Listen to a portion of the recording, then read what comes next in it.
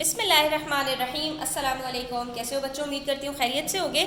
آج ہم ایک سبق کرنے والے ہیں صفحہ نمبر 10 پر، جس میں ہم ایسے الفاظ کے بارے میں بات کریں گے بچوں جو لکھنے میں بالکل ایک جیسے ہوتے ہیں، لیکن جب اگر ہم ان کو تلفظ کرتے ہیں، یعنی جب ہم ان کو بولتے ہیں تو وہ جو ہے وہ مختلف ہوتے ہیں، اور اس کا جو فرق ہے وہ صرف اور صرف یہ ہوتا ہے کہ ان کے زیر زبر پیش جو ہے وہ مختلف ہوتے ہیں۔ اسی لیے بچوں کہا جاتا ہے کہ آپ کو حرکات اور اعراب صحیح لگانے آنے چاہیے، کیونکہ جیسے کہ ہم قرآن مجید پڑھتے ہیں تو اس کے اندر آپ نے دیکھا ہوگا کہ قرآن مجید کے اندر جو آیات لکھی ہوتی ہیں اس کے اوپر زیر زبر پیش لگا ہوتا ہے۔ اگر وہ زیر زبر پیش آگے پیچھے ہو جائے تو اس سے ہمارا لفظ بھی بدل جاتا ہے اور اس کے معنی بھی بدل جاتے ہیں، اس لیے حرکات اور اعراب کو جاننا اور اس کو صحیح تلفظ کرنا بہت ضروری ہے۔ تو ویڈیو اینڈ تک دیکھیے گا، اس کے اندر آج آپ کو بہت مزہ آئے گا اور بہت کچھ سیکھنے کو ملے گا۔ تو یہاں پر ہمیں بتایا جا رہا ہے کہ اعراب بدلنے سے معنی بھی بدل جاتا ہے۔ اچھا، جس چیز کو ہم حرکات کہتے ہیں بچوں اردو میں، اس کو عربی میں اعراب کہتے ہیں، ٹھیک ہے؟ تو یہاں پر آپ چاہے اعراب کہیں چاہے حرکات کہیں، دونوں کا مطلب ایک ہی ہے، یعنی زیر زبر اور پیش۔ جیسا کہ یہاں پر بچوں انہوں نے ایک جو ہے وہ لفظ لکھا ہے بے، لام اور الف، 3 حروف کو ملا کر، لیکن اس کے 5 معانی انہوں نے بتائے ہیں۔ کون کون سے؟ اگر بے کے اوپر پیش لگا دو تو کیا مطلب ہے؟ بلا، جاؤ ڈاکٹر صاحب کو بلا کر لاؤ۔ اگر اس کے نیچے زیر لگا دیں تو کیا بنتا ہے؟ بلا، وہ بلا ناغہ اسکول جاتا ہے۔ بلا کا مطلب بغیر ناغے کے، بغیر چھٹی کے اسکول جاتا ہے۔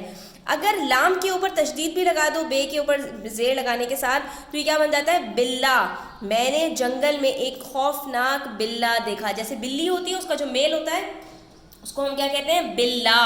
اور اگر ہم بے کے اوپر زبر لگا دیں، جیسے بے کے اوپر پیش تھا تو اگر زبر لگا دیں تو کیا بنتا ہے؟ بلا، خدا تمہیں ہر بلا سے محفوظ رکھے۔ ٹھیک ہے، دیکھ رہے ہیں آپ 4 معنی الگ الگ آ رہے ہیں۔ اور اگر جو ہے وہ با کے اوپر زبر کے ساتھ لام پر تشدید لگا دیں، جیسے بے کے اوپر زیر کے ساتھ لام پر تشدید لگایا تھا، ایسے یہاں پر بے کے اوپر زبر کے ساتھ لام پر تشدید لگا دیں تو بنتا ہے بلا، ہم گیند بلا کھیلتے ہیں۔ تو بچوں اب انہوں نے آپ سے کہا ہے کہ آپ بھی اس قسم کے مزید الفاظ ڈھونڈیے اور ان سے جملے بنائیے۔ چلیے بچوں اب ہم جملے بنا لیتے ہیں۔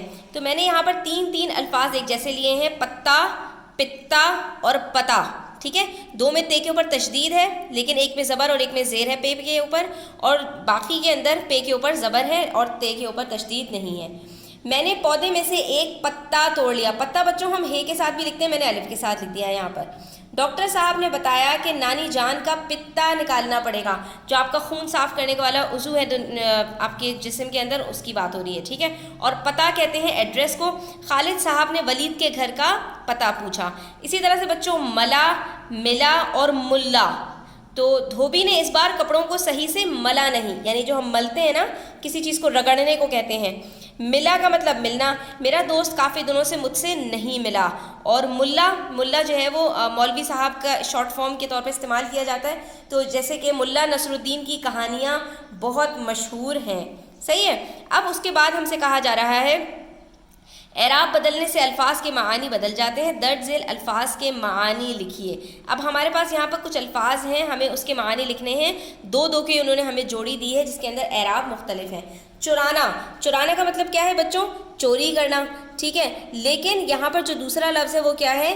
چرانا۔ چرانا کہتے ہیں بچوں جانوروں کو گھاس کھلانا، ٹھیک ہے؟